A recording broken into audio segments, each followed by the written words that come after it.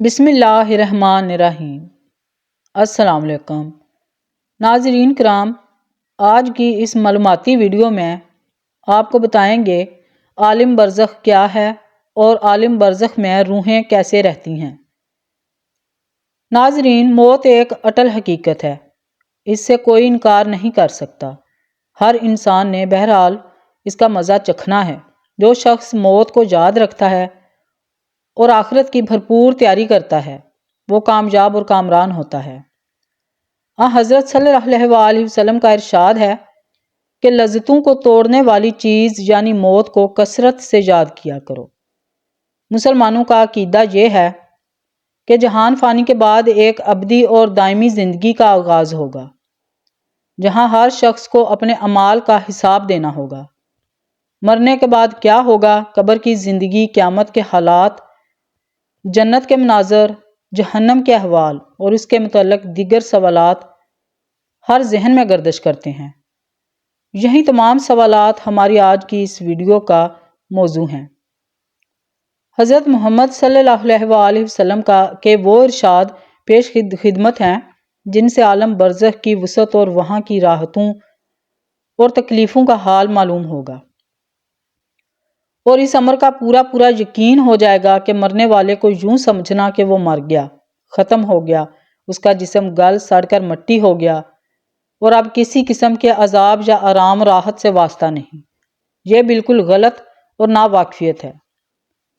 سرور عالم صلی اللہ علیہ وآلہ وسلم کے ارشادات سے واضح طور پر معلوم ہوتا ہے کہ مرنے والے کو ہم مردہ سمجھتے ہیں جبکہ حقیقت میں وہ زندہ ہوتا ہے، اور ہر شخص اپنے اپنے عمل کے اعتبار سے عالم برزخ میں آرام و راحت یا مصیبت اور تکلیف میں مبتلا ہوتا ہے۔ جب انسان مر جاتا ہے تو اس دنیا سے منتقل ہو کر عالم برزخ میں پہنچ جاتا ہے، خواہ ابھی اسے قبر میں رکھا بھی نہ جائے یا آگ میں جلایا بھی نہ جائے، اس میں سمجھ اور شعور ہوتا ہے اور عذاب کے دکھ، درد اور آرام راحت کو محسوس کرتا ہے۔ رسول اللہ صلی اللہ علیہ وآلہ وسلم نے فرمایا کہ جب لاش چارپائی وغیرہ پر رکھ دی جاتی ہے اور اس کے بعد قبرستان لے کر جانے کے لیے لوگ اسے اٹھاتے ہیں تو اگر وہ نیک تھا تو کہتا ہے مجھے جلدی لے چلو، اور اگر وہ نیک نہ تھا تو گھر والوں سے کہتا ہے ہائے میری بربادی، مجھے کہاں لے جاتے ہو۔ پھر فرمایا کہ انسان کے سوا ہر چیز اس کی آواز سنتی ہے، اگر انسان اس کی آواز سن لے تو ضرور بے ہوش ہو جائے، کیونکہ عام انسان اپنے مردوں کو دفن کیا کرتے ہیں۔ اس لیے احادیث شریف میں ہے کہ برزخ کی راحت یا عذاب کے بارے میں قبر کے ہی لفظ آتے ہیں، لیکن اس کا مطلب یہ نہیں کہ جن انسانوں کو دفن کیا جاتا یا جو آگ کی نظر کر دیے جاتے ہیں یا پانی میں بہا دیے جاتے ہیں وہ برزخ میں زندہ نہیں رہتے اور عذاب و ثواب سے انہیں کوئی واسطہ نہیں پڑتا، حالانکہ یہ نہیں کہ عذاب و ثواب کا تعلق روح سے ہے۔ اور یہ بات بھی یاد رہے کہ اللہ سبحانہ تعالیٰ جلے ہوئے زروں کو بھی جمع کر کے عذاب و ثواب دینے پر قادر ہے، جیسا کہ حدیث شریف میں وارد ہے کہ پہلے زمانے میں ایک شخص نے بہت زیادہ گناہ کیے، جب وہ مرنے لگا تو اس نے اپنے بیٹوں کو وصیت کی کہ جب میں مر جاؤں تو مجھے جلا دینا اور میری راکھ کو آدھی خشکی میں اڑا دینا اور آدھی آب میں سمندر میں بہا دینا۔ یہ وصیت کر کے اس نے کہا کہ اگر خدا مجھ پر قادر ہو گیا اور اگر اس نے اس کے باوجود بھی مجھے زندہ کر لیا تو مجھے ضرور زبردست عذاب دے گا جو میرے علاوہ وہ سارے جہانوں میں سے اور کسی کو نہ دے گا۔ جب وہ مر گیا تو اس کے بیٹوں نے ایسا ہی کیا جیسا اس نے وصیت کی تھی۔ پھر اللہ تعالیٰ نے سمندر کو حکم دیا کہ اس شخص کے جسم کے سارے زروں کو جمع کر دے۔ سمندر نے اپنے اندر کے سارے زروں کو جمع کر دیا اور اسی طرح خشکی کو حکم دیا اور اس نے بھی اس شخص کے جسم کے سارے زروں کو جمع کر دیا۔ سارے زرے جمع فرما کر اللہ سبحانہ تعالیٰ نے اسے زندہ فرما دیا اور کہا کہ تو نے ایسی وصیت کیوں کی؟ اس نے عرض کیا اے میرے پروردگار، تیرے ڈر سے میں نے ایسا کیا اور آپ خوب جانتے ہیں۔ اس پر اللہ تعالیٰ نے اسے بخش دیا۔ حضرت براء بن عازب رضی اللہ تعالیٰ عنہ فرماتے ہیں کہ ہم رسول کریم صلی اللہ علیہ وآلہ وسلم کے ہمراہ ایک انصاری کی قبر پر گئے جب قبر تک پہنچے تو دیکھا کہ قبر کھودی جا رہی ہے اور قبر کی تیاری میں ابھی دیر ہے۔ اس وجہ سے نبی کریم صلی اللہ علیہ وآلہ وسلم بیٹھ گئے اور ہم بھی آپ کے آس پاس باادب بیٹھ گئے اور اتنے ساکت جیسے ہمارے سروں پر پرندے بیٹھے ہیں۔ رسول خدا صلی اللہ علیہ وآلہ وسلم کے ہاتھ میں ایک لکڑی تھی جس سے وہ زمین کرید رہے تھے، جیسے کہ کوئی غمگین کیا کرتا ہے۔ آپ صلی اللہ علیہ وآلہ وسلم نے سر مبارک اٹھا کر فرمایا کہ قبر کے عذاب سے پناہ مانگو۔ 2 یا 3 مرتبہ یہی فرمایا۔ پھر فرمایا کہ جب مومن بندہ دنیا سے جائے اور آخرت کا رخ کرنے کو ہوتا ہے تو اس کی طرف آسمان سے فرشتے اترتے ہیں جن کے سفید چہرے سورج کی طرح روشن ہوتے ہیں۔ ان کے ساتھ جنتی کفن ہوتا ہے، جنت کی خوشبو ہوتی ہے۔ یہ فرشتے اس قدر ہوتے ہیں کہ جہاں اس کی نظر پہنچے وہاں بیٹھ جاتے ہیں۔ پھر ملک الموت تشریف لاتے ہیں، حتیٰ کہ اس کے سر کے پاس بیٹھ جاتے ہیں اور فرماتے ہیں، اے پاکیزہ روح، اللہ کی مغفرت اور اس کی رضامندی کی طرف نکل کر چل۔ چنانچہ اس کی روح اس طرح نکل آتی ہے جیسے مشکیزے میں سے قطرہ بہتا ہوا باہر آ جاتا ہے۔ بس اسے ملک الموت اپنے ہاتھ میں لے لیتے ہیں۔ ان کے ہاتھ میں لیتے ہی جو دوسرے فرشتے دور تک بیٹھے ہوتے ہیں پل بھر میں ان کے ہاتھ سے انہیں لے لیتے ہیں، حتیٰ کہ اسے لے کر جنتی کفن اور جنتی خوشبو میں رکھ کر آسمان کی طرف چل دیتے ہیں۔ خوشبو کے متعلق ارشاد فرمایا کہ زمین پر جو کبھی عمدہ سے عمدہ خوشبو مشک کی ہو سکتی ہے اس جیسی وہ خوشبو ہوتی ہے۔ پھر فرمایا کہ اس روح کو لے کر فرشتے آسمان کی طرف چڑھنے لگتے ہیں اور فرشتوں کی جس جماعت پر بھی ان کا گزر ہوتا ہے وہ کہتے ہیں، یہ کون پاکیزہ روح ہے؟ اس کا اچھے سے اچھا جو نام لے کر وہ جواب دیتے ہیں جیسے دنیا میں بلایا جاتا ہے کہ یہ فلاں کا بیٹا فلاں ہے۔ اس طرح پہلے آسمان تک پہنچتے ہیں اور آسمان کا دروازہ کھلواتے ہیں، چنانچہ دروازہ کھول دیا جاتا ہے اور وہ اس روح کو لے کر اوپر چلے جاتے ہیں۔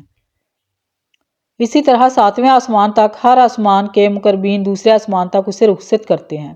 جب 7ویں آسمان تک پہنچ جاتے ہیں تو اللہ تعالیٰ فرماتے ہیں کہ میرے بندے کی کتاب عمل میں لکھ دو اور اسے زمین میں واپس لے جاؤ، کیونکہ میں انسان کو زمین سے ہی پیدا کیا ہے اور اسی میں ان کو لٹا دوں گا، اسی سے ان کو دوبارہ زندہ نکالوں گا۔ چنانچہ اس کی روح اس کے جسم میں واپس کر دی جاتی ہے۔ اس کے بعد اس کے پاس 2 فرشتے آتے ہیں، آ کر اسے بٹھاتے ہیں اور اس سے سوال کرتے ہیں، تیرا رب کون ہے؟ وہ جواب دیتا ہے، میرا رب اللہ ہے۔ پھر اس سے پوچھتے ہیں کہ تیرا دین کیا ہے؟ وہ جواب دیتا ہے، میرا دین اسلام ہے۔ پھر پوچھتے ہیں کہ یہ کون صاحب ہیں جو تمہارے اندر بھیجے گئے ہیں؟ وہ کہتا ہے، وہ اللہ کے رسول ہیں صلی اللہ علیہ وآلہ وسلم۔ پھر اس سے دریافت کرتے ہیں، تیرا عمل کیا ہے؟ وہ کہتا ہے، میں نے اللہ کی کتاب پڑھی، اس پر ایمان لایا اور اس کی تصدیق کی۔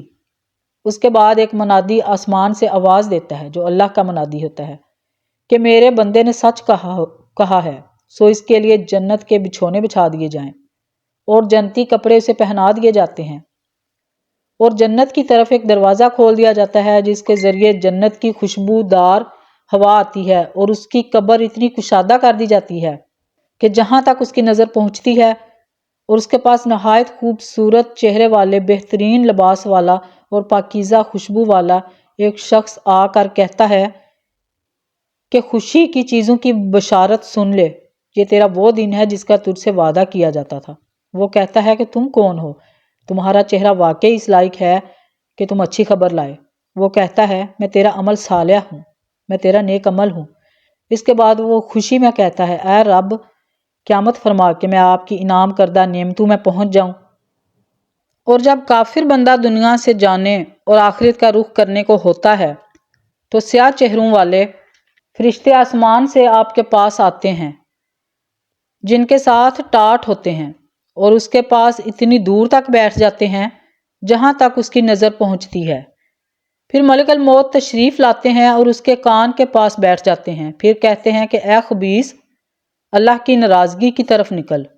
ملک الموت کا یہ فرمان سن کر روح اس کے جسم میں ادھر ادھر بھاگتی پھرتی ہے، لہٰذا ملک الموت اس کے جسم سے روح کو اس طرح نکالتے ہیں جیسے بوٹیاں بھوننے کی سیخ بھیگے ہوئے خون سے صاف کی جاتی ہے، یعنی کافر کی روح کو جسم سے زبردستی اس طرح نکالتے ہیں جیسے بھیگا ہوا اون کانٹے دار سیخ پر لپٹا ہوا ہو، اس کو زور سے کھینچا جائے۔ پھر اس کی روح ملک الموت اپنے ہاتھ میں لے لیتے ہیں اور ان کے ہاتھ میں لیتے ہی دوسرے فرشتے اس کی روح کو فوراً جھپٹ لیتے ہیں، پلک جھپکنے کے برابر بھی اس کے پاس نہیں چھوڑتے، حتیٰ کہ وہ فوراً اس کو لے کر ٹاٹو میں لپیٹ دیتے ہیں جو ان کے پاس ہوتے ہیں، اور ان ٹاٹو میں ایسی بدبو آتی ہے جیسے کبھی کسی بد ترین سڑے ہوئے مردہ لاش سے روئے زمین پر بدبو پھوٹتی ہے۔ وہ فرشتے لے کر آسمان کی طرف چڑھتے ہیں اور فرشتوں کی جس جماعت پر بھی پہنچتے ہیں تو وہ کہتے ہیں یہ کون خبیث ہے، یہ کس خبیث کی روح ہے؟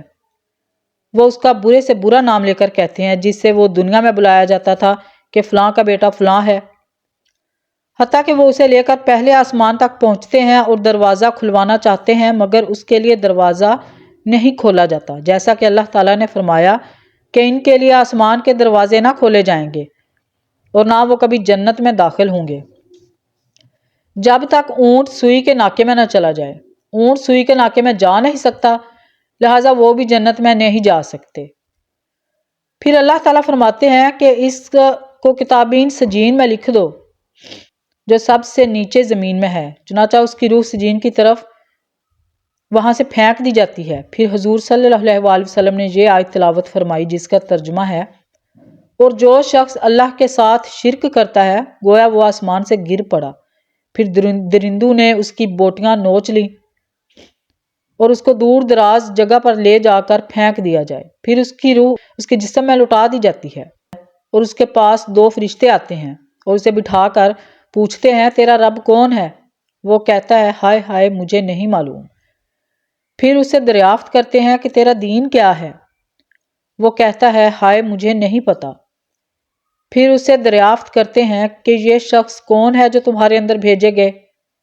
وہ کہتا ہے ہائے ہائے مجھے کچھ پتا نہیں، میں کچھ نہیں جانتا۔ جب یہ سوال جواب ہو چکے ہوتے ہیں تو آسمان سے ایک منادی آواز دیتا ہے کہ اس نے جھوٹ کہا، اس کے نیچے آگ بچھا دو اور اس کے لیے دوزخ کا دروازہ کھول دو۔ چنانچہ دروازہ کھول دیا جاتا ہے، دوزخ کی تپش اور سخت گرم لو آتی ہے اور قبر اس پر اتنی تنگ کر دی جاتی ہے حتیٰ کہ اس کی پسلیاں بھینچ کر آپس میں ادھر کی ادھر ہو جاتی ہیں، اور پھر اس کے پاس ایک شخص آتا ہے جو بدصورت اور خراب کپڑے پہنے ہوئے ہوتا ہے جس کے جسم سے بہت بری بدبو آتی ہے۔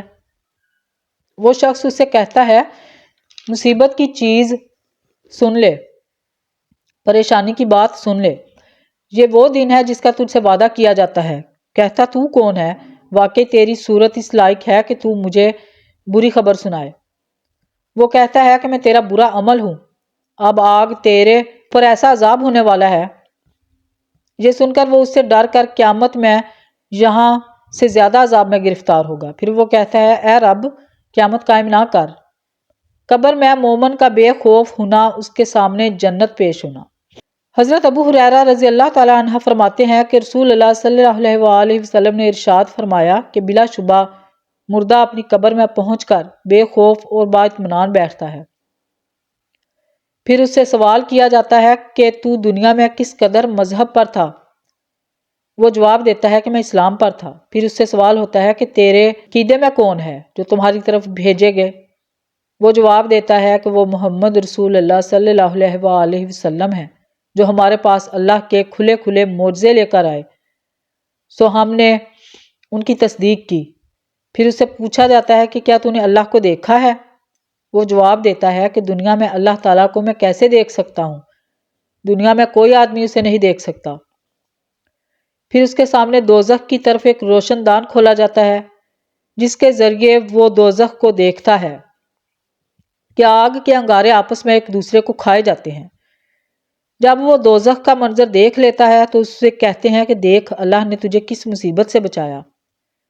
پھر اس کے سامنے جنت کی طرف ایک روشن دان کھولا جاتا ہے جس کے ذریعے وہ جنت کی رونق اور دوسری چیزیں دیکھ لیتا ہے۔ پھر اس سے کہا جاتا ہے کہ جنت تیرا ٹھکانہ ہے، تو ایمان یقین پر زندہ رہا اور ایمان یقین پر ہی تجھے موت آئی اور اسی پر تو قیامت کے روز قبر سے اٹھے گا انشاءاللہ تعالی۔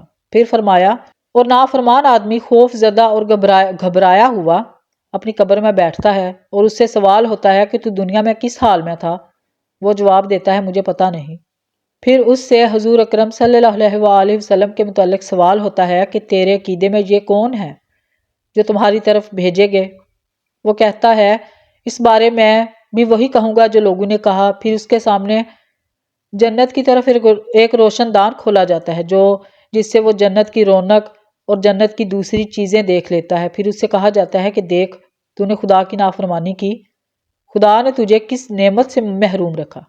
پھر اس کے سامنے دوزخ کی طرف ایک روشن دان کھولا جاتا ہے جس کے ذریعے وہ دوزخ کو دیکھتا ہے کہ آگ کے انگارے ایک دوسرے کو کھائے جا رہے ہیں۔ پھر اس سے کہا جاتا ہے یہ تیرا ٹھکانہ ہے، تو شک ہی پر زندہ رہا اور شک ہی پر تجھے موت آئی، اور انشاءاللہ تعالی قیامت کو بھی تو اسی شک پر ہی اٹھے گا۔ مومن سے فرشتوں کا کہنا ہے کہ دلہن کی طرح سو جا، اور منافق اور کافر کو زمین کا بھینچنا۔ حضرت ابو ہریرہ رضی اللہ تعالیٰ عنہ فرماتے ہیں کہ رسول اللہ صلی اللہ علیہ وآلہ وسلم نے ارشاد فرمایا کہ جب میت کو قبر میں رکھ دیا جاتا ہے تو اس کے پاس 2 فرشتے آتے ہیں جن کا رنگ کالا اور آنکھیں نیلی ہوتی ہیں، جن میں سے ایک کو منکر اور دوسرے کو نکیر کہا جاتا ہے۔ وہ دونوں آ کر اس سے پوچھتے ہیں کہ تو کہتا ہے ان صاحب کے بارے میں جو تمہاری طرف بھیجے گئے؟ وہ جواب دیتا ہے کہ وہ اللہ کے بندے اور اس کے رسول ہیں، میں گواہی دیتا ہوں کہ اللہ کے سوا کوئی معبود نہیں اور بلا شبہ محمد اللہ کے بندے اور آخری رسول ہیں۔ یہ سن کر وہ دونوں کہتے ہیں ہم تو جانتے تھے کہ تو ایسا ہی جواب دے گا۔ پھر اس کی قبر اتنی کشادہ کر دی جاتی ہے کہ 70 ہاتھ مربع کشادہ ہو جاتی ہے۔ پھر اس کی قبر منور کر دی جاتی ہے۔ پھر اس سے کہا جاتا ہے اب تو سو جا۔ وہ کہتا ہے میں تو اپنے گھر جا کر اپنے گھر والوں کو اپنا حال بتانا چاہتا ہوں۔ وہ کہتے ہیں یہاں آ کر جانے کا قانون نہیں ہے، تو سو جا جیسا کہ دلہن سوتی ہے، جسے اس کے شوہر کے سوا کوئی نہیں اٹھا سکتا۔ لہٰذا وہ آرام سے قبر میں رہتا ہے یہاں تک کہ اللہ اسے قیامت کے روز اس جگہ سے اٹھائے گا۔ اور اگر مرنے والا منافق یا کافر ہوتا ہے تو منکر نکیر کو جواب دیتا ہے کہ میں نے جو لوگوں کو کہتے سنا وہی کہا، اس سے زیادہ میں نہیں جانتا۔ وہ دونوں کہتے ہیں کہ ہم تو خوب جانتے تھے کہ تو ایسا ہی جواب دے گا۔ پھر زمین سے کہا جاتا ہے کہ اس کو بھینچ دے، چنانچہ زمین اسے بھینچ دیتی ہے اور اس کی پسلیاں ادھر ادھر ہو جاتی ہیں اور آپس میں دھنس دی جاتی ہیں۔ پھر وہ قبر کے اندر عذاب میں ہی رہتا ہے یہاں تک کہ قیامت کو خدا اسے وہیں سے اٹھائے گا۔ حضرت عطا بن جسار رضی اللہ تعالیٰ عنہ فرماتے تھے کہ حضرت عمر سے رسول اللہ صلی اللہ علیہ وآلہ وسلم نے فرمایا کہ اے عمر، اس وقت تمہارا کیا حال ہوگا جب تم کو قبر میں رکھ کر مٹی ڈال کر چلے جائیں گے؟ پھر تمہارے پاس قبر کے امتحان لینے والے آئیں گے جن کی آواز سخت گرج کی طرح ہوگی، جن کی آنکھیں نظر اچک لینے والی بجلی کی طرح ہوں گی۔ سو وہ تم کو ہلا ڈالیں گے اور وہ تم سے حاکمانہ گفتگو کریں گے۔ بتاؤ اس وقت تمہارا کیا حال ہوگا؟ حضرت عمر رضی اللہ تعالیٰ عنہ نے عرض کیا یا رسول اللہ، کیا اس وقت ہماری عقل ہمارے ساتھ ہوگی؟ آپ نے ارشاد فرمایا ہاں، اس طرح تمہاری عقلیں تمہارے پاس ہوں گی جیسی آج ہیں۔ یہ سن کر عمر رضی اللہ تعالیٰ عنہ نے عرض کیا کہ بس میں نپٹ لوں گا۔ برزخ میں روز صبح شام جنت یا دوزخ کا پیش ہونا۔ حضرت عبداللہ بن عمر رضی اللہ تعالیٰ عنہ فرماتے ہیں کہ رسول اللہ صلی اللہ علیہ وسلم نے ارشاد فرمایا بلا شبہ جب تم میں سے کوئی مر جاتا ہے تو صبح شام اس کا ٹھکانہ جنت یا دوزخ کا اس کے سامنے پیش کیا جاتا ہے۔ اگر وہ جنتی ہے تو جنت پیش کی جاتی ہے اور اگر وہ دوزخی ہے تو دوزخ پیش کی جاتی ہے، اور اس کی جگہ دکھا دکھا کر اسے کہا جاتا ہے کہ یہ تیرا ٹھکانہ ہے۔ پھر فرمایا قیامت کے دن جب خدا اسے قبر سے اٹھائے گا ہر صبح شام ایسا ہی ہوتا رہے گا۔ سورۃ مومن میں اس کو ارشاد فرمایا ہے کہ صبح شام ان پر آگ پیش کی جاتی ہے اور قبر میں عذاب دینے والے اژدہے بھی۔ حضرت ابو سعید خدری رضی اللہ تعالیٰ عنہ فرماتے ہیں کہ رسول اللہ صلی اللہ علیہ وآلہ وسلم نے ارشاد فرمایا کہ قبر میں کافر پر ضرور 99 اژدہے مقرر کیے جائیں گے جو قیامت تک اسے ڈستے رہیں گے۔ ان کے زہر کا یہ عالم ہے کہ ان میں ایک بھی زمین پر پھنکار مار دے تو زمین بالکل سبزی نہ اگائے، یعنی ان کے زہر کا یہ اثر ہے کہ ان میں سے ایک اژدہا بھی اگر ایک دفعہ زمین کی طرف پھنکار مار دے تو اس کے زہر کے اثر سے زمین گھاس کا ایک تنکا بھی اگانے کے قابل نہ رہے۔ قبر میں عذاب کی وجہ سے میت کا چیخنا اور لوہے کے گرس سے اس کا مارا جانا۔ ایک روایت میں ہے کہ رسول اللہ صلی اللہ علیہ وآلہ وسلم نے ارشاد فرمایا، جب کافر جواب دیتا ہے کہ ہائے ہائے مجھے نہیں پتا، مجھے کچھ نہیں پتا، تو اسے آسمان سے ایک منادی اذان دیتا ہے کہ اس نے جھوٹ کہا ہے، اور کہتا ہے اس کے نیچے آگ بچھا دو اور اسے آگ کا پہناوا پہنا دو اور اس کے لیے دوزخ کا دروازہ کھول دو۔ چنانچہ دروازہ کھول دیا جاتا ہے کہ جس کے ذریعے دوزخ کی تپش اور سخت گرمی اور لو آتی ہے اور اس کی قبر تنگ کر دی جاتی ہے۔ پھر اس کے عذاب دینے کے لیے ایک عذاب دینے والا مقرر کر دیا جاتا ہے جو اندھا اور بہرا ہوتا ہے۔ اس کے پاس لوہے کا ایک گرس ہوتا ہے جس کی حقیقت یہ ہے کہ اگر وہ پہاڑ پر مار دیا جائے تو پہاڑ ضرور مٹی ہو جائے۔ پھر ارشاد فرمایا اس گرس کو ایک مرتبہ مارتا ہے تو اس کی آواز کو انسان اور جنات کے علاوہ پورب اور پچھم کے درمیان کی ساری مخلوق سنتی ہے۔ ایک مرتبہ مارنے سے وہ مٹی ہو جاتا ہے اور پھر دوبارہ اس کے جسم میں جان لوٹا دی جاتی ہے۔ بخاری اور مسلم کی ایک روایت ہے کہ اس گرس کے مارے جانے سے وہ اتنی زور سے چیختا ہے کہ انسان اور جنات کے سوا اس کے قریب کی ہر چیز اس کی چیخ و پکار سنتی ہے۔ یہاں یہ بات دریافت طلب ہے کہ انسان اور جنات کو میت کے مارنے اور اس کے چیخنے کی آواز کیوں نہیں سنائی دیتی؟ دراصل اس کی وجہ یہ ہے کہ انسان اور جنات کو عالم برزخ سے واسطہ پڑتا ہے اور وہاں کے عذاب و ثواب سے دو چار ہونا ہوتا ہے۔ اگر ان کو قبر کا عذاب دکھا دیا جائے، وہاں کی چیخ و پکار کی آواز سن لے تو ایمان لے آئیں اور نیک عمل کرنے لگے، حالانکہ خدا کے یہاں ایمان بالغیب معتبر ہے، یا صرف اس کے رسول اللہ صلی اللہ علیہ وآلہ وسلم کی بات سن کر مان لیں اور ایمان لے آئیں، خواہ سمجھ میں آئے یا نہ آئے۔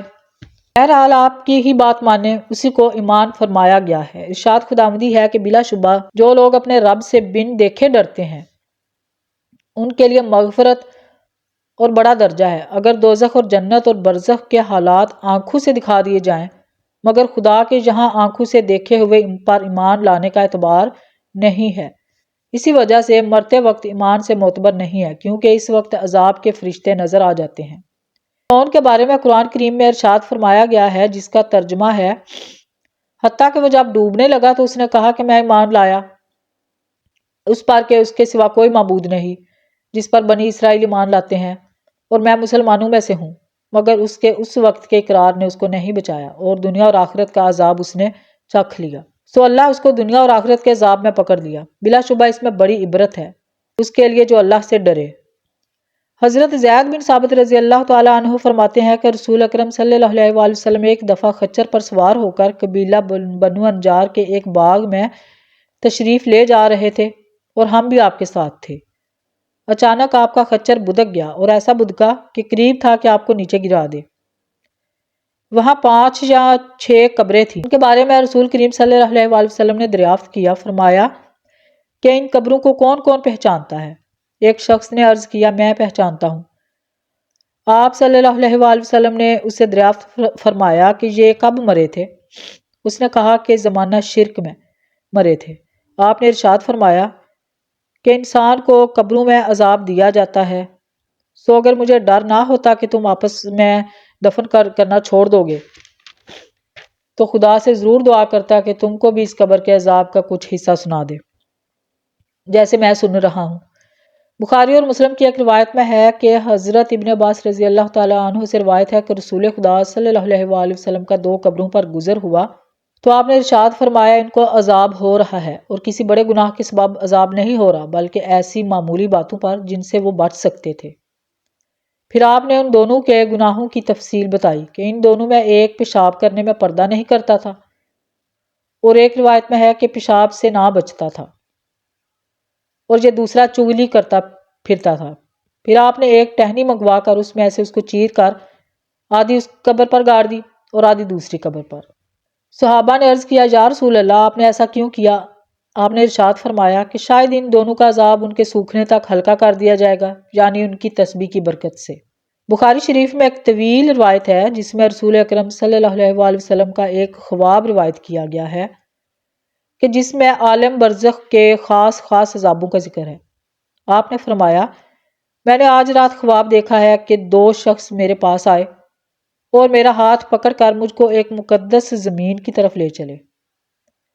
دیکھتا کیا ہوں کہ ایک شخص بیٹھا ہوا ہے اور دوسرا کھڑا ہوا ہے،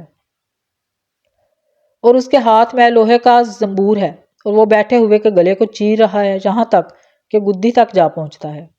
دوسرے کے گلے کے ساتھ بھی یہی معاملہ کرتا ہے، اور وہ گلا اس کا درست ہو جاتا ہے، اور پھر وہ پہلے کے ساتھ بھی ایسا ہی کرتا ہے۔ میں نے پوچھا یہ کیا بات ہے؟ تو وہ دونوں شخص بولے آگے چل لو۔ تو ہم آگے چلے، یہاں تک کہ ایک شخص پر گزر ہوا جو زمین پر لیٹا ہوا ہے، اور اس پر ایک شخص بھاری پتھر لیے ہوئے کھڑا ہے اور اس کا سر زور سے پھوڑتا ہے، اور جو پتھر اس کے سر پر دے مارتا ہے پتھر لڑک کر دور جا گرتا ہے۔ جب اس کو اٹھانے کے لیے جاتا ہے تو ابھی تک لوٹ کر واپس اس کے پاس نہیں آ پاتا کہ پہلے کا سر اچھا خاصا جیسا تھا بالکل ویسا ہی ہو جاتا ہے، پھر اس کو اسی طرح پھوڑتا ہے۔ میں نے پوچھا یہ کیا ماجرا ہے؟ وہ دونوں بولے آگے چلو، یہاں تک کہ ہم ایک غار پر پہنچے جو مسل تنور کے تھا، نیچے سے فراغ اور اوپر سے تنگ۔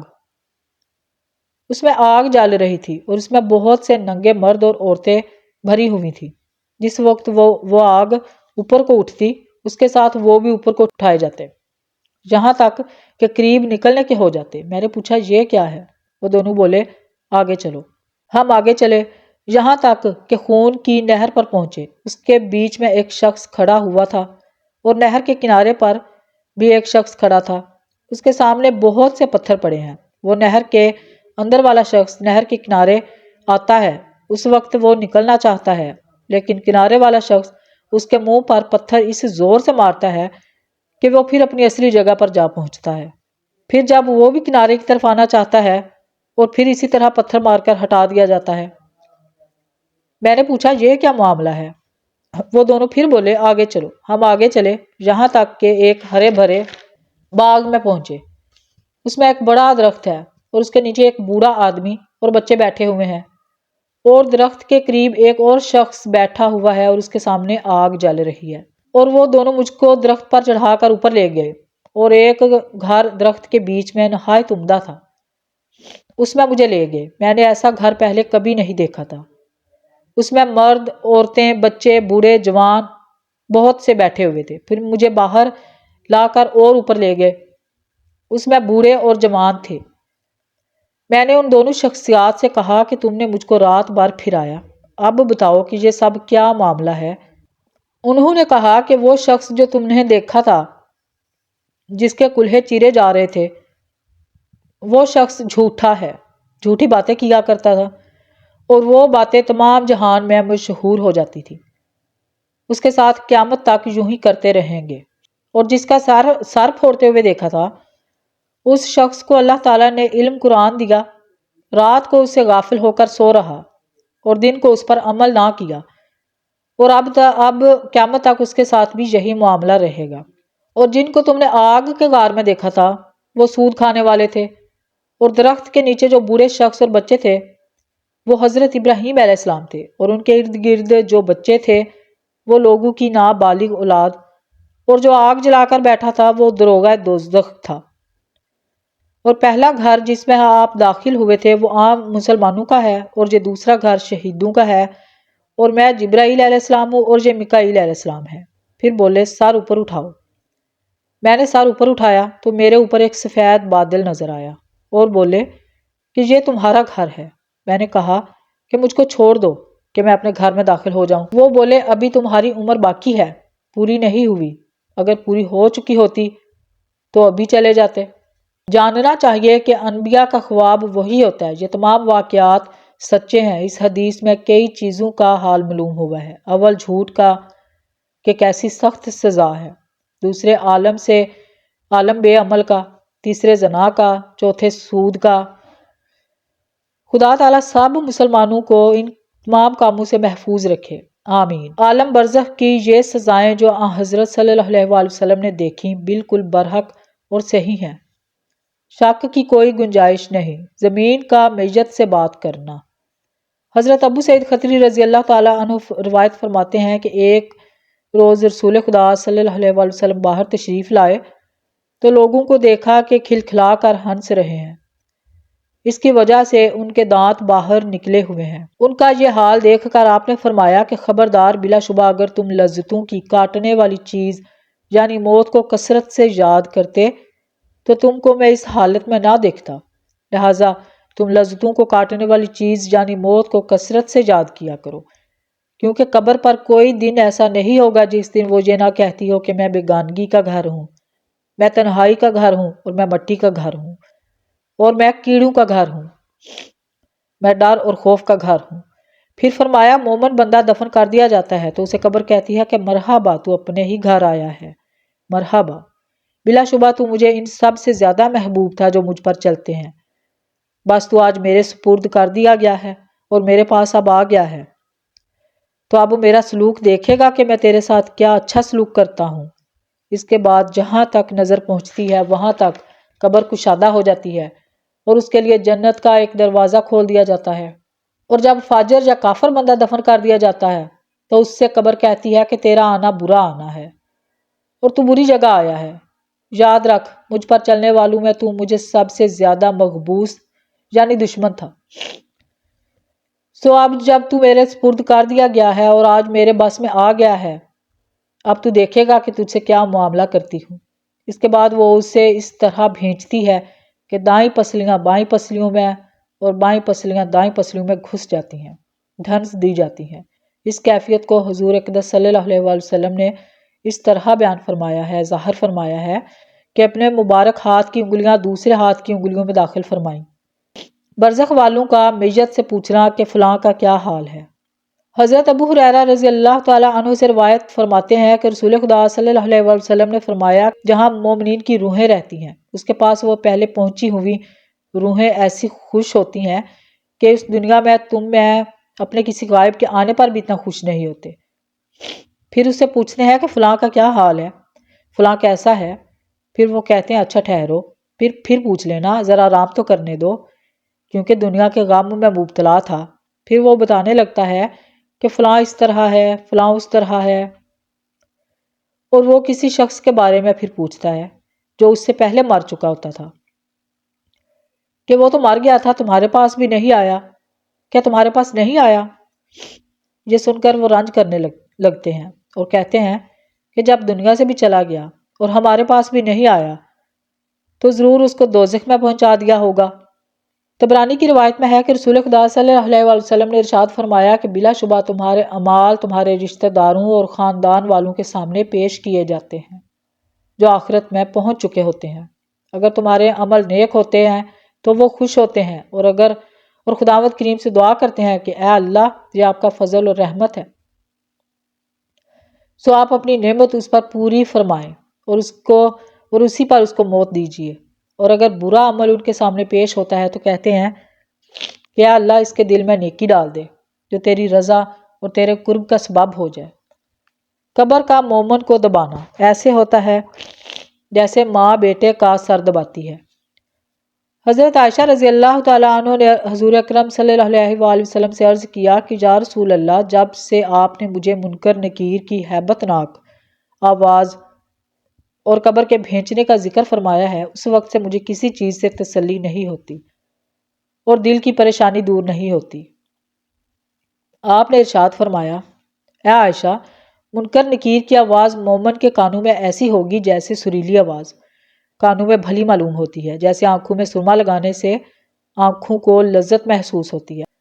اور مومن کو قبر کا دبانا ایسے ہوتا ہے جیسے کسی کے سر میں درد ہو اور اس کی شفقت والی ماں آہستہ آہستہ اپنے بیٹے کا سر دباتی ہے اور وہ اس سے آرام اور راحت پاتا ہے۔ اور یاد رکھے عائشہ، اللہ کے بارے میں شک کرنے والوں کے لیے بڑی خرابی ہے، اور وہ قبر میں اس طرح بھینچے جائیں گے جیسے انڈے کو پتھر پر رکھ کر دبایا جاتا ہے۔ حضرت حذیفہ رضی اللہ تعالیٰ عنہ فرماتے ہیں کہ قبر میں بھی حساب ہے اور آخرت میں بھی حساب ہے۔ حکیم ترمذی رحمۃ اللہ علیہ فرماتے ہیں کہ اس سے معلوم ہوا کہ قبر میں مومن سے اس لیے حساب لیا جاتا ہے کہ قیامت کے دن اس کے لیے آسان ہو جائے اور برزخ کی تکلیفیں اٹھا کر پاک صاف ہو کر قیامت کو اس حال میں اٹھے کہ سیدھا جنت میں داخل ہو جائے۔ زمین و آسمان کا مومن سے محبت کرنا۔ حضرت انس رضی اللہ تعالیٰ عنہ بیان کرتے ہیں کہ رسول خدا صلی اللہ علیہ وآلہ وسلم نے ارشاد فرمایا، کہ ہر انسان کے لیے آسمان کے دو دروازے ہیں، ایک دروازے سے اس کا عمل چڑھتا ہے اور دوسرے دروازے سے اس کا رزق اترتا ہے۔ جب وہ مومن مر جاتا ہے تو دونوں دروازے اس کے مرنے پر روتے ہیں۔ حضرت ابن عمر رضی اللہ تعالیٰ عنہ حضور اقدس صلی اللہ علیہ وآلہ وسلم سے روایت کرتے ہیں، آپ نے فرمایا بے شک جب مومن بندہ مر جاتا ہے تو اس کے مرنے پر قبرستان اپنے آپ کو سجا لیتے ہیں، لہٰذا ان کا کوئی حصہ ایسا نہیں ہوتا جو یہ تمنا نہ کرتا ہو کہ یہ مجھ پہ دفن ہو۔ حضرت ابن عباس رضی اللہ تعالیٰ عنہ فرماتے تھے کہ مومن کے مرنے پر 40 دن تک زمین روتی ہے۔ حضرت عطا خراسانی رضی اللہ تعالیٰ عنہ فرماتے تھے کہ جو بندہ زمین کے کسی حصے میں سجدہ کرتا ہے وہ حصہ قیامت کے روز اس کے حق میں گواہی دے گا اور اس کے مرنے کے دن روئے گا۔ قبر میں علم کا نفع۔ حضرت ابن عباس رضی اللہ تعالیٰ عنہ روایت فرماتے ہیں کہ رسول کریم صلی اللہ علیہ وسلم نے فرمایا جب عالم بندہ مر جاتا ہے تو خدا اس کے عمل کی ایک بہترین صورت بنا دیتا ہے جو اس کے ساتھ قبر میں رہتی ہے اور قیامت تک اس کا دل بہلاتی رہے گی اور زمین کے کیڑے مکوڑوں سے اسے بچاتی رہے گی۔ مدینہ منورہ میں مرنے کی فضیلت۔ حضرت عمر رضی اللہ تعالیٰ عنہ فرماتے ہیں کہ رسول اللہ صلی اللہ علیہ وآلہ وسلم نے ارشاد فرمایا کہ جس سے ہو سکے موت مدینے میں اختیار کرے، اس لیے کہ جو مدینے میں مرے گا میں اس کے لیے شفاعت کروں گا۔ رسول اقدس صلی اللہ علیہ وسلم کی شفاعت نصیب ہونے کے ساتھ مدینہ منورہ میں مرنے کا یہ بھی فائدہ ہے کہ وہاں حضرت صحابہ اور بڑے بڑے اولیاء کرام مدفون ہیں، ان کے پڑوسی بھی باعث رحمت اور نفع بخش ہوتے ہیں، اور رسول اقدس صلی اللہ علیہ وسلم سے بڑھ کر کوئی اچھا پڑوسی نہیں ہو سکتا، لہٰذا برزخ میں آپ کی برکات سے مستفید ہوتا رہے گا۔ حضرت ابن عباس رضی اللہ تعالیٰ عنہ فرماتے ہیں کہ رسول اللہ صلی اللہ علیہ وسلم سے سوال کیا گیا کیا اچھا پڑوسی آخرت میں نفع دیتا ہے؟ ارشاد فرمایا یہ بتاؤ دنیا میں نفع دیتا ہے یا نہیں؟ عرض کیا حضور دنیا میں تو نفع دیتا ہے۔ ارشاد فرمایا اسی طرح آخرت میں بھی نفع دے گا۔ حضرت عبداللہ بن نافل مزنی رحمۃ اللہ علیہ فرماتے تھے کہ مدینہ شریف میں ایک صاحب کی وفات ہوئی اور ان کو مدینہ میں دفن کر دیا گیا۔ ان کو ایک صاحب نے خواب میں دیکھا کہ وہ دوزخیوں میں ہے، دیکھ کر وہ بہت رنجیدہ ہوئے۔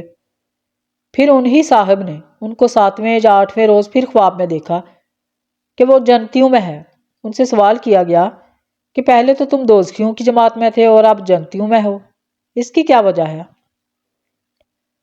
تو فرمایا ہمارے پڑوس میں ایک نیک شخص دفن کر دیے گئے جن کی سفارش آس پاس کے 40 پڑوسیوں پر قبول کر لی گئی، انہی 40 میں بھی تھا۔ کن لوگوں کو عذاب قبر نہیں ہوگا؟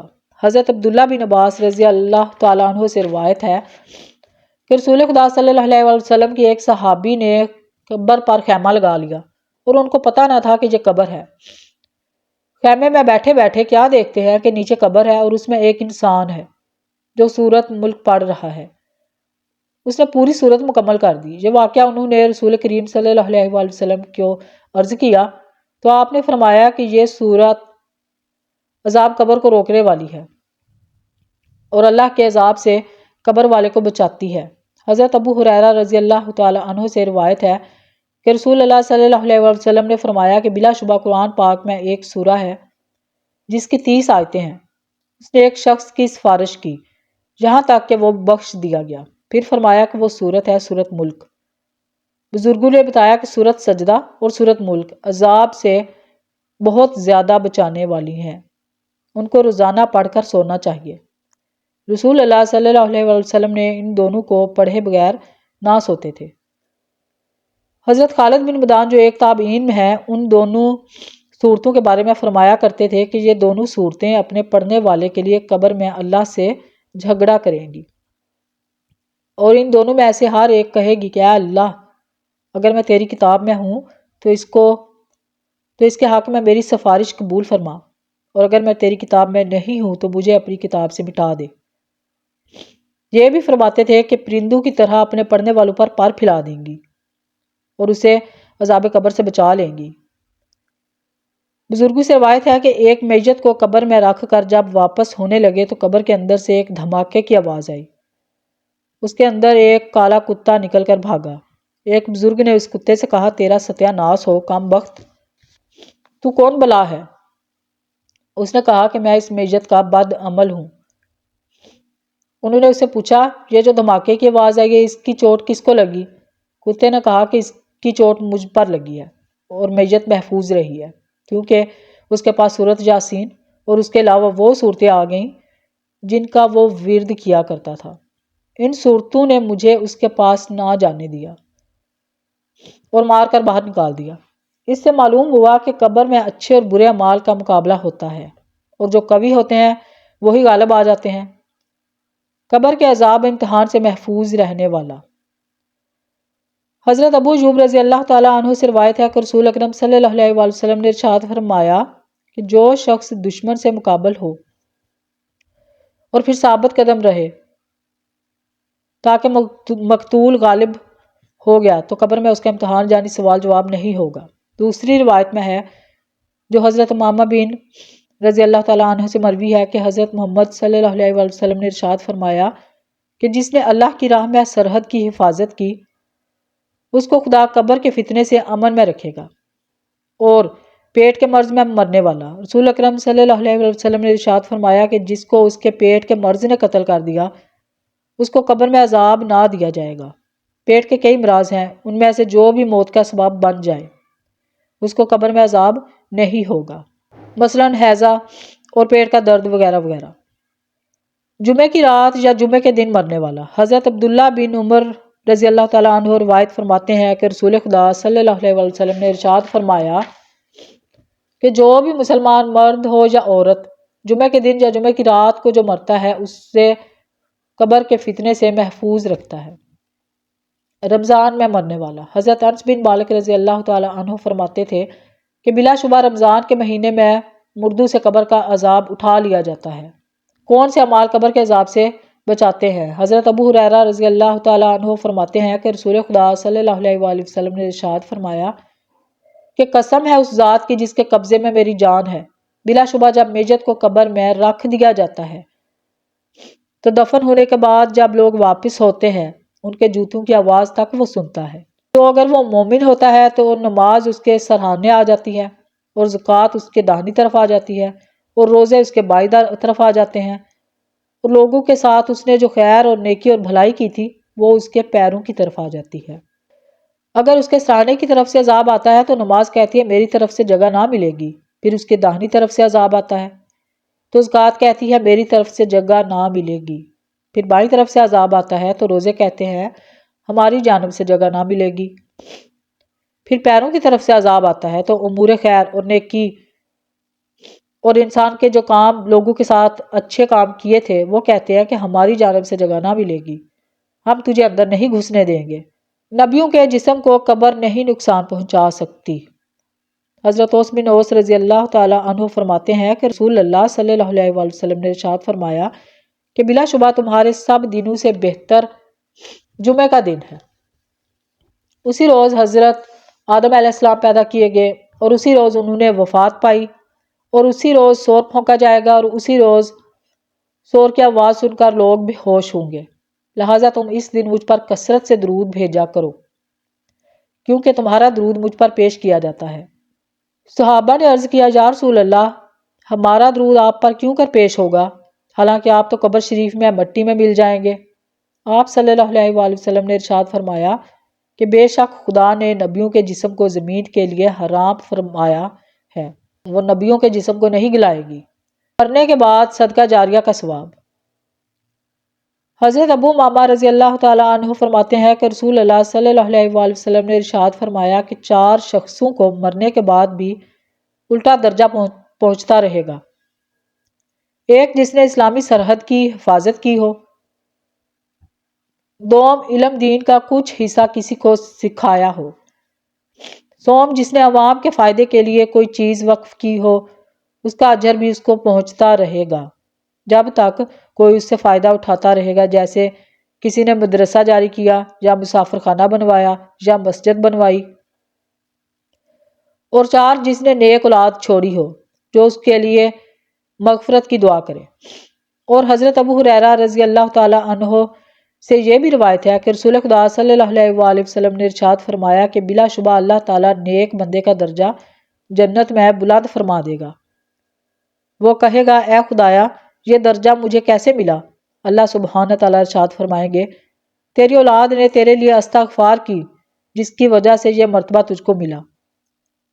دوسری روایت میں ہے کہ قیامت کے روز بعد آدمیوں کے ساتھ پہاڑوں کے برابر نیکیاں ہوں گی۔ وہ یہ دیکھ کر عرض کرے گا کہ یہ مجھے کہاں سے ملی؟ ارشاد ہوگا تیری اولاد کے استغفار کرنے کی بدولت تجھے یہ عنایت کی گئی ہے۔ حضرت ابن عباس رضی اللہ تعالیٰ عنہ فرماتے ہیں کہ رسول خدا صلی اللہ علیہ وآلہ وسلم نے ارشاد فرمایا کہ میت اپنی قبر میں تمہاری مدد کی ایسے محتاج ہوتی ہے جیسے کوئی ڈوبتا ہوا سہارا ڈھونڈتا ہے۔ پھر فرمایا وہ دعا کی منتظر رہتی ہے کہ اس کے باپ، ماں، بھائی، بہن یا دوست کی جانب سے اسے کوئی ثواب پہنچ جائے۔ جب اسے ان میں سے کسی کی دعا پہنچتی ہے تو ساری دنیا جو کچھ دنیا میں ہے سب سے زیادہ اسے وہ دعا محبوب ہوتی ہے، اور بے شک زمین والوں کی دعا سے اللہ تعالیٰ قبر والوں پر پہاڑوں کے برابر ثواب پہنچاتا ہے، اور بے شک زندوں کا ہدیہ مردوں کے لیے ان کے واسطے استغفار کرنا ہے۔ ایک میت کا کفن چور کے چانٹا مارنا۔ حضرت شیخ ابو اسحاق خزاری فرماتے تھے کہ ایک آدمی میرے پاس اکثر بیٹھا کرتا تھا اور اپنا آدھا چہرہ چھپائے رکھتا تھا۔ ایک دن میں نے اس سے چہرہ چھپانے کی وجہ دریافت کی تو اس نے کہا کہ میں اس شرط پر تمہیں بتاتا ہوں کہ آپ اور کسی کو نہیں بتائیں گے۔ میں نے کہا کہ ہاں میں کسی سے نہیں کہوں گا۔ اس پر انہوں نے اپنا واقعہ سنایا کہ میں کفن چرایا کرتا تھا۔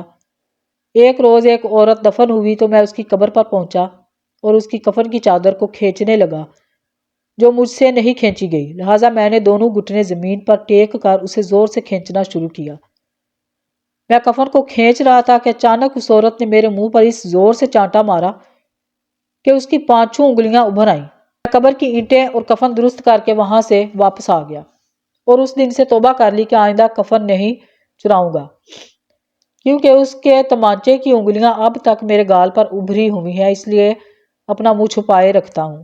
اس کے قریب ایک اور واقعہ ہے کہ ایک شخص اپنے ایک مرید کی لاش کو غسل دینے لگے تو میت سے ان کا انگوٹھا پکڑ لیا۔ انہوں نے فرمایا بیٹا میرا انگوٹھا چھوڑ دو، مجھے معلوم ہے کہ تم مرے نہیں ہو بلکہ ایک عالم سے دوسرے عالم کی طرف منتقل ہوئے ہو۔ ایک شخص کے لیے 30 قبریں کھودی اور ہر ایک میں سے سانپ نکلا۔ ایک بے نمازی کا واقعہ ہے، جب وہ مر گیا تو لوگوں نے اس کے لیے قبر کھدوائی، کیا دیکھتے ہیں کہ قبر میں ایک بہت بڑا سانپ ہے۔ پھر انہوں نے دوسری قبر کھدوائی تو اس میں بھی وہ سانپ نکلا۔ غرض یہ کہ اس کے لیے 30 کے قریب قبریں کھودی گئی اور ہر ایک میں ویسے ہی سانپ نکلتا رہا۔ آخر کار یہ سمجھ کر اللہ کے عذاب سے کوئی نہیں بچ سکتا، اور پھر اسی سانپ کے ساتھ اس کو دفن کر دیا گیا۔ شہداء سے اللہ سبحانہ تعالیٰ کا خطاب۔ ایک مشہور تابعی روایت کرتے ہیں کہ ہم نے حضرت عبداللہ بن سعود رضی اللہ تعالیٰ عنہ سے اس آیت کی تفسیر پوچھی۔ آیت کا ترجمہ ہے اور جو لوگ اللہ کی راہ میں قتل کیے گئے اور ان کو مردہ مت سمجھو بلکہ وہ زندہ ہیں، اپنے رب کے قریب ہیں اور ان کو رزق ملتا ہے۔ تو حضرت عبداللہ بن مسعود رضی اللہ تعالیٰ عنہ نے فرمایا کہ ہم اس کی تفسیر رسول اللہ صلی اللہ علیہ وآلہ وسلم سے دریافت کر چکے ہیں۔ پھر فرمایا شہداء کی روحیں سبز رنگ کے پرندوں کے پوٹوں میں ہیں، ان کے لیے عرش الہی کے نیچے لٹکے ہوئے ہیں، وہ جہاں چاہے جنت میں چلتی پھرتی ہیں، پھر ان قندیلوں میں آ کر ٹھہر جاتی ہیں۔ اللہ رب العزت نے ان سے فرمایا کہ تم جانتے ہو؟ انہوں نے کہا کہ ہم کیا چاہیں اللہ، حالانکہ جہاں چاہتے ہیں جنت میں چلتے پھرتے ہیں۔ چنانچہ 3 بار خدا نے ان سے یہی سوال جواب فرمایا۔ جب انہوں نے یہ سمجھ لیا کہ جب تک ہم جواب نہ دیں گے سوال ہوتا ہی رہے گا تو انہوں نے یہ عرض کیا کہ ہم یہ چاہتے ہیں کہ ہماری روحیں ہمارے جسموں میں واپس کر دی جائیں حتیٰ کہ ہم دوبارہ تیری راہ میں قتل کر دیے جائیں۔ تو جب پروردگار عالم نے ان سے معلوم کر لیا کہ ان کو کوئی حاجت نہیں ہے تو چھوڑ دیے گئے اور پھر ان سے سوال نہیں کیا، یعنی وہ وہاں کی کوئی چیز انہوں نے طلب نہیں کی، اور سوال کیا تو دنیا میں واپسی کا سوال کیا جو قانون کے خلاف ہے، لہٰذا پھر ان سے سوال نہ کیا گیا۔ روحوں کا سبز پرندوں کے پوٹوں میں ہونا شہداء کے ساتھ خاص نہیں بلکہ دوسرے مومنوں کی روحیں بھی ان پرندوں کے پوٹوں میں جنت کی سیر کرتی ہیں۔ جیسا کہ حضرت کعب ابن مالک رضی اللہ تعالیٰ عنہ کی روایت میں ہے کہ رسول خدا صلی اللہ علیہ وآلہ وسلم نے ارشاد فرمایا، ترجمہ ہے، بلا شبہ ایمان والوں کی روحیں سبز پرندوں کے اندر ہوتی ہیں جو جنت کے درختوں سے کھاتی پیتی ہیں۔ تو ناظرین کرام، قبر کے حالات، واقعات اور عذاب کے بارے میں سن کر ہم اپنی زندگی کو زیادہ سے زیادہ اعمال صالحہ پر خرچ کریں گے، آمین۔ میں اپنے آپ اور تمام ناظرین کو تقوی الہی کی نصیحت کرتی ہوں۔ فرمان باری تعالیٰ ہے، انسانی زندگی کے اس سفر میں مختلف مرحلے ہیں۔ انسان ایک عرصہ ماں کے پیٹ میں، پھر زمین کی پشت پر، اور دوبارہ وہی سے جی اٹھائے جانے پر زمین کے نیچے گزارتا ہے۔ یہ سفر ظاہری طور پر بہت طویل ہے، لیکن جلد ہی ختم ہو جاتا ہے، کیونکہ دنیا کسی بھی زندہ چیز کا مستقل ٹھکانہ نہیں ہے۔ عقل مند شخص جب دنیا کے اتار چڑھاؤ دیکھتا ہے، فنا ہوتی زندگی پر نظر دوڑاتا ہے، تو اس کے دل پر رکت اور داسی طاری ہو جاتی ہے۔ قبر ایسی منزل ہے جہاں تک ہر مسافر نے پہنچنا ہے، اور نصیحت کے لیے قبر کا نام ہی کافی ہے۔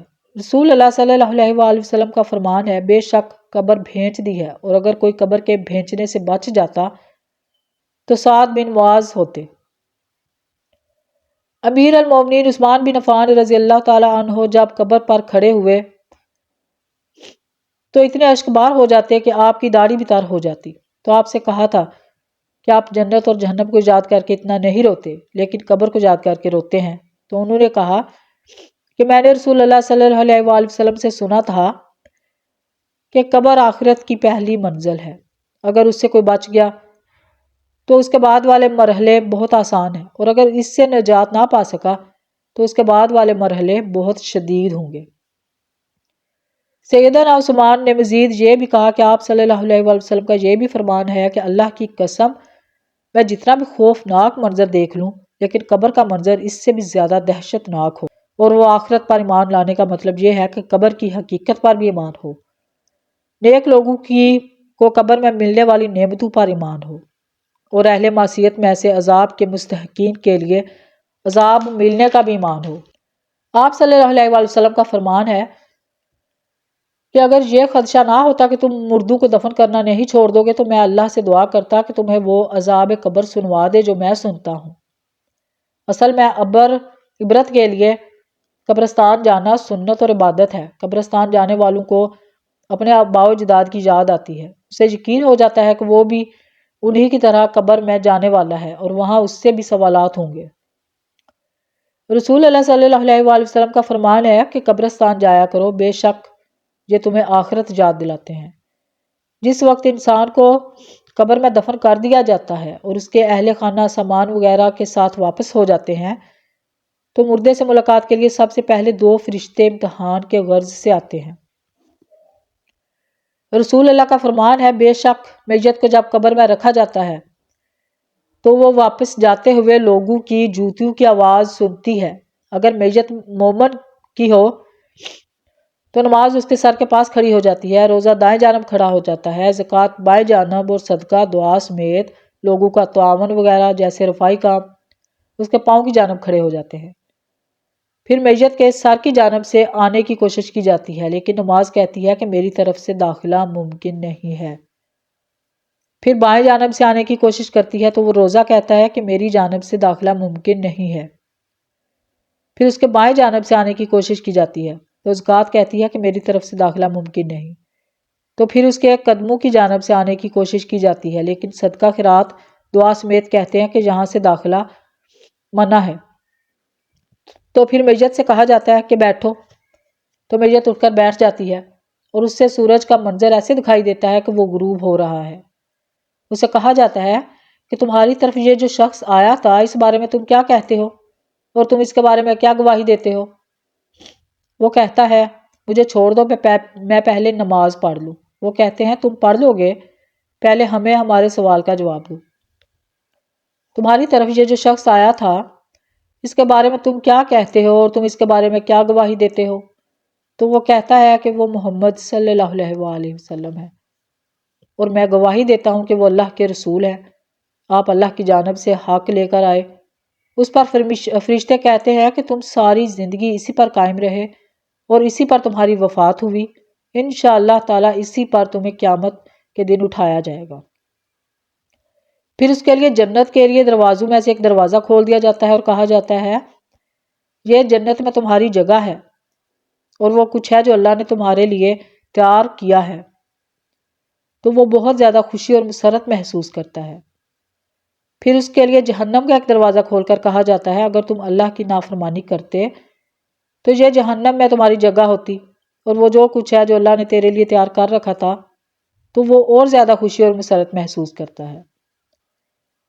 پھر اس کے لیے قبر کو 70 ہاتھ تک فراغ کر دیا جاتا ہے، قبر کو منور کر دیا جاتا ہے اور اس کا جسم ویسے ہی لوٹا دیا جاتا ہے جیسے وہ شروع میں تھا۔ اس کی روح کو پاکیزہ پرندوں میں شامل کر دیا جاتا ہے۔ یہ پرندے جنت کے درختوں میں رہتے ہیں اور یہی اللہ تعالیٰ کا فرمان ہے۔ اس کا مطلب ہے سورہ ابراہیم 27 نمبر آیت ہے، اللہ تعالیٰ ایمان لانے والوں کو قول ثابت کے ذریعے دنیا اور آخرت کی زندگی میں ثابت قدم بناتا ہے۔ اور جب کافر کے سر کی طرف سے آنے کی کوشش کی جاتی ہے تو کوئی چیز منع نہیں ہوتی، پھر دائیں جانب سے اس کی طرف آ جاتا ہے تو کوئی چیز رکاوٹ نہیں بنتی، پھر بائیں جانب سے آیا جاتا ہے تو کوئی رکاوٹ نہیں آتی، پھر قدموں کی جانب سے آیا جاتا ہے تو کچھ رکاوٹ نہیں ہوتی، پھر اسے کہا جاتا ہے اٹھ کر بیٹھ جا تو وہ خوف اور دہشت کی حالت میں اٹھ کر بیٹھتا ہے۔ اسے کہا جاتا ہے تمہارے ہاں یہ جو شخص تھا اس کے بارے میں تم کیا کہتے ہو اور تم اس کے بارے میں کیا گواہی دیتے ہو؟ تو وہ کہتا ہے کہ کون سا شخص؟ اسے اس کا نام ہی معلوم نہیں ہوتا۔ پھر اسے بتلایا جاتا ہے کہ محمد صلی اللہ علیہ وآلہ وسلم کے بارے میں تو وہ کہتا ہے مجھے نہیں معلوم، میں تو وہی کہہ دیتا جو لوگوں کو کہتے سنا تھا۔ تو اسے کہا جائے گا تم نے اپنی زندگی اسی طرح گزاری اور اسی پر تمہیں موت آئے گی اور اسی پر تمہیں قیامت کے روز بھی اٹھایا جائے گا۔ پھر اس کے لیے جہنم کے دروازوں میں سے ایک دروازہ کھول دیا جاتا ہے اور کہا جاتا ہے یہ جہنم میں تیرا ٹھکانہ ہے اور یہ سب کچھ اللہ نے تمہارے لیے تیار کر رکھا ہے۔ تو وہ شدید حسرت اور ندامت میں چلا جاتا ہے۔ پھر اس کے لیے جنت کے دروازوں میں سے ایک دروازہ کھول کر اسے کہا جاتا ہے اگر تم اللہ کی اطاعت کرتے تو یہ تمہارا ٹھکانہ ہوتا، اور اللہ سبحانہ تعالیٰ نے تمہارے لیے یہ کچھ تیار کر رکھا تھا۔ اس سے اس کی حسرت اور ندامت اور مزید بڑھ جاتی ہے، اور پھر قبر تنگ ہونا شروع ہو جائے گی یہاں تک کہ اس کی پسلیاں آپس میں داخل ہو جائیں گی، اور یہی وہ تنگ زندگی ہے جس کے بارے میں اللہ نے فرمایا سورۃ طٰہٰ آیت نمبر 124 میں، اور جو میرے ذکر سے آراز کرے تو اس کے لیے تنگ زندگی ہے اور ہم اسے روز قیامت اندھا کر کے اٹھائیں گے۔ اسلامی بھائیوں اور بہنوں، عقل مند شخص موت سے پہلے موت کی تیاری کرتے ہوئے اپنے آپ کو قبر کے لیے تیار کرتا ہے، اپنی قبر کو نیک اعمال اور ایمان سے بھر دیتا ہے تاکہ اس کی قبر جنت کا باغیچہ بن جائے۔ رسول اللہ صلی اللہ علیہ وسلم کا فرمان ہے مومن کی موت کے بعد مومن کو جو کچھ پہنچتا رہتا ہے وہ یہ ہے علم جو دوسروں کو سکھایا اور پھیلایا اور نیک اولاد چھوڑ جائے، قرآن مجید وراثت میں ترک کرے یا مسجد بنا جائے یا مسافر خانہ تعمیر کر لے یا نہر کھدوا دے یا اپنی زندگی میں صحت کی حالت میں ذاتی مال سے صدقہ کر جائے تو یہ مومن کی موت کے بعد اسے پہنچتا رہتا ہے۔ موت کو کثرت سے یاد کرنے والا شخص اپنی قبر کو عمل صالح سے بھرتا ہے، کیونکہ اسے یقین ہوتا ہے کہ اگر صبح ہو گئی تو نیکی کے لیے شام کا انتظار نہیں بنتا، اور اگر شام ہو گئی تو صبح کا انتظار سود مند رہے گا۔ اس لیے عبادت اور بندگی کے لیے تاخیر نہیں کرنا چاہیے، مبادا کوئی رکاوٹ کھڑی ہو جائے۔ یہ دیکھ کر سیدنا عمر بن العاص رضی اللہ تعالیٰ عنہ ایک میت کو دفن ہوتے دیکھتے ہیں تو جلدی سے مسجد جا کر 2 رکعت نماز ادا کرتے ہیں۔ تو ان سے پوچھا گیا کہ آپ نے ایسا کیوں کیا؟ تو کہنے لگے کہ مجھے قبرستان سے اللہ کا ایک فرمان یاد کروا دیا۔ سورۃ سبا آیت نمبر 54، ان کے درمیان اور ان کی چاہتوں کے درمیان رکاوٹ حائل کر دی گئی تو میں نے نماز پڑھ لی، مبادا میرے اور نماز کے درمیان کوئی رکاوٹ نہ کھڑی ہو جائے۔ اور جو شخص چاہتا ہے کہ قبر میں اس کا کوئی ساتھی ہو جو تنہائی میں اس کا دل بہلائے، اس کی قبر کو منور کر دے، اداسی ختم کر دے، تو وہ قرآن کریم کو لازمی تلاوت کیا کرے۔ قبر کے سوالات اور عذاب سے بچنے کے اسباب میں یہ بھی شامل ہے کہ سورہ ملک کی تلاوت کی جائے اور اس کے تقاضوں کو پورا کیا جائے۔ قبر میں تمہارا مسئلہ مومنوں کے تمہارے لیے استغفار اور دعا کرنے سے مضبوط ہو جاتا ہے۔ چنانچہ جب رسول کریم صلی اللہ علیہ وآلہ وسلم میت کو دفن کر کے فارغ ہوتے تو اس کی قبر پر کھڑے ہو کر فرماتے ہیں، تم اپنے بھائی کے لیے بخشش طلب کرو اور ثابت قدمی کا سوال کرو، کیونکہ اس سے اب سوال کیے جا رہے ہیں۔ اگر آپ بھی اپنے آپ کو عذاب قبر سے تحفظ دینا چاہتے ہیں تو ہر نماز میں عذاب قبر سے تحفظ کی دعا مانگے، جیسا کہ رسول اللہ صلی اللہ علیہ وآلہ وسلم دعا فرمایا کرتے تھے۔ یا اللہ، میں تیری پناہ مانگتا ہوں قبر کے عذاب سے، جہنم کے عذاب سے، اور زندگی موت کے فتنوں سے اور دجال کے فتنے سے۔ اللہ تعالیٰ میرے اور آپ سب کے لیے قرآن کریم کو بابرکت بنائے۔ اللہ تعالیٰ مجھے اور آپ سب کو اس کی حکمت بھری نصیحتوں سے مستفید ہونے کی توفیق دے۔ میں اپنی بات کو اس پر ختم کرتے ہوئے اللہ سے اپنے اور تمام مسلمانوں کے گناہوں کی بخشش چاہتی ہوں۔ آپ سب بھی اسی سے اپنے گناہوں کی بخشش مانگیں، وہی بخشنے والا اور نہایت رحم کرنے والا ہے۔ جزاک اللہ۔